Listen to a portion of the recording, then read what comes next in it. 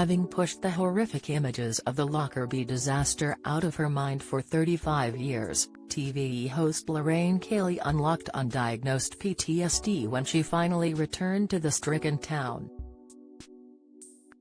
The 63-year-old daytime presenter was one of the first to arrive on the scene as a young reporter after a terrorist planted a bomb on Pan Am Flight 103, causing it to crash in Lockerbie, southwestern Scotland, on December 21, 1988. The plane exploded mid-air over the border's market town, killing all 259 people on board and 11 on the ground. Rushing to the devastation to cover as Scotland correspondent for TVAM, Lorraine saw firsthand the shocking aftermath. Since then she has experienced flashbacks and nightmares, but thought she had no right to feel traumatized. Lorraine recalls, "As we approached the town that night we had to dodge the debris that had fallen on the ground. The sky was raining hell. There were chunks of metal lying in the road. I remember getting so close to the cone that I could feel it was warm. There wasn't anybody else around. Certainly not anybody living. I don't remember any bodies. I must have seen terrible things, but I've just blanked it out. Maybe that's for the best. Somehow I've shut all of that out. I was very young and inexperienced, and this was something on the scale that even the most hardened foreign correspondent would find difficult to process." Libyan Abdelbasit Ali Mohammed al-Megrahi was later convicted of bombing the Heathrow to New York flight that evening. In an upcoming ITV documentary, Lorraine returns to Lockerbie to find out how residents coped with Europe's deadliest terror attack. As former Police Sergeant Drew Young describes his memories, Lorraine is visibly shaken. He says, "There was a man, the top of his head was missing. And a man folded in half, just lying there with his head between his ankles. A lot of folk wouldn't talk about it. The town shut down that night. The 11 Lockerbie locals were killed when 100 tons of aviation fuel in the plane's fuel tanks exploded on hitting the ground, causing a crater that destroyed more than 20 homes." Unmoved, Lorraine says, "They were probably sitting watching telly, having a cup of tea. The kids were probably doing their homework, maybe, getting ready to go to bed, and then death came out of the sky." Close to where the fuselage landed in Lockerbie, she adds, "It's so strange because I don't remember there being any members of the emergency services here. I don't remember there being any fire brigades or police or army. But there must have been.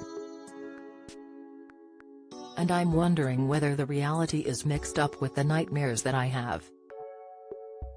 Am I remembering my nightmares or am I remembering what actually happened? I do remember vividly that smell, that aviation fuel, which even to this day, when I smell that it takes me right back here." Reading a report that estimates 73% of Lockerbie residents suffered from PTSD, Lorraine wonders about the long-term psychological effects on her.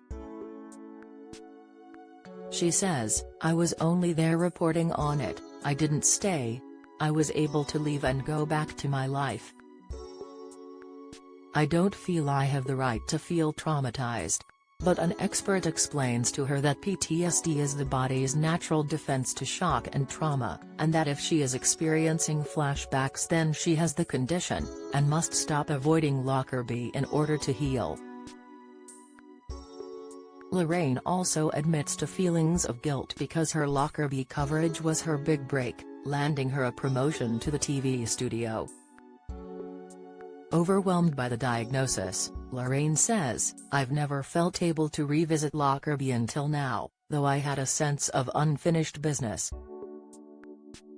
I was getting flashbacks and nightmares, and since going back, there have been a lot more dreams. All these years I've told myself, you don't have PTSD, You're not entitled to have PTSD. You're not allowed to have that. But actually that's the norm. In the film, Lorraine also speaks to Colin Dorrance. At 18, Colin was the youngest police officer on duty that night. He recalls the town hall being converted into a temporary morgue and the sadness as the first victim was brought in by a farmer. Bryony Owen, also the youngest victim at 20 months, had been found in a field. Her mum Yvonne died too. Colin describes how before long, the hall was like a scene from a horror movie, with bodies taking up every square foot of floor space.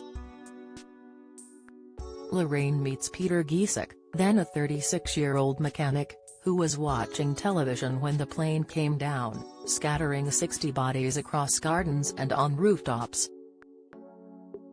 1. Draped over Peter's garden hedge, was 21-year-old student Lindsay Otnasek. Peter hangs a wreath for her in his garden every year and has visited her parents in Baltimore. He weeps, "You always remember what you've seen." Lorraine also meets René Boulanger, whose sister Nicole died on Flight 103, and Nicole's best friend Kim Wickham, who was due to fly with her but changed her plans. Nicole's story became headline news after her mother was filmed screaming in the terminal at JFK Airport. Renee says, "I turned on the television and that's when I saw my mother on the floor of the airport screaming my baby. And my dad was trying to pick her up. The most painful moment of my mother and father's life was captured and shown all over the world." While Renee later turned to alcohol and drugs to numb her pain, Kim reveals terrible survivor's guilt. Speaking from Lockerbie's Garden of Remembrance, Lorraine says, "I was here and I saw things I shouldn't have seen. But one thing has struck me is how this community has healed itself, and that's such a testament to their strength." She adds, 35 years on, to come back to this beautiful border town, where everybody's made me so welcome and trusted me to tell me their stories, that has helped me so much and given me some comfort. Follow Mirror Celebs on Snapchat, Instagram, Twitter, Facebook, YouTube and Threads.